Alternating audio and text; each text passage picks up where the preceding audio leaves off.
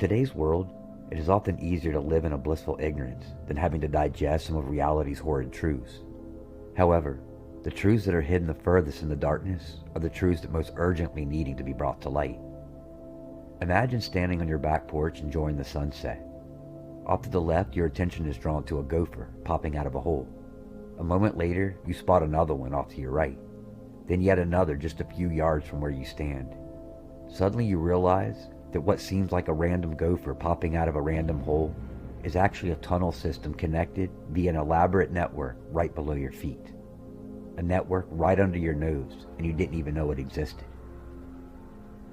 That scenario does exist, only without the gophers and for the much more nefarious purpose of child sacrifice. The very old and demonic practice of sacrificing children to the Canaanite gods Baal and Moloch did not end in the Old Testament. Sadly, even today, ritualistic child sacrifice is practiced all over the world, including in our own United States. These practices are most often hidden, but at times are done quite publicly, only disguised as something different that we had just become accustomed. These instances, that always seem random and unconnected, are actually part of a widespread and well-organized network hidden in plain sight.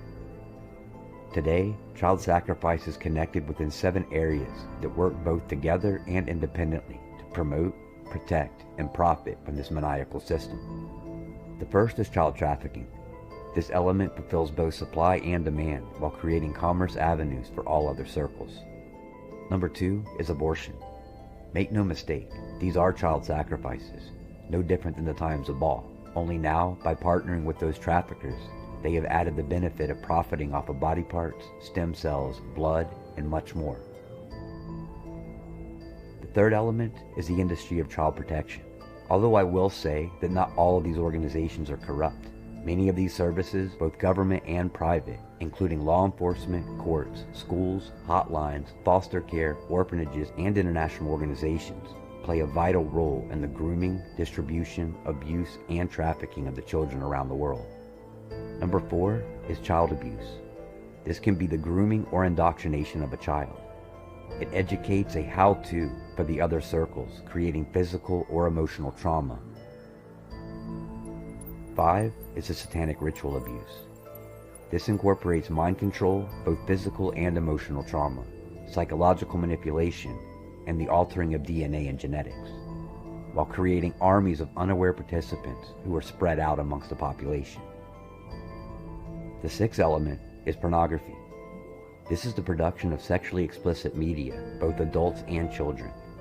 It not only creates a high amount of revenue to fund the other circles, but it creates a disconnection from commitment while desensitizing our views of what is normal and accepted behavior.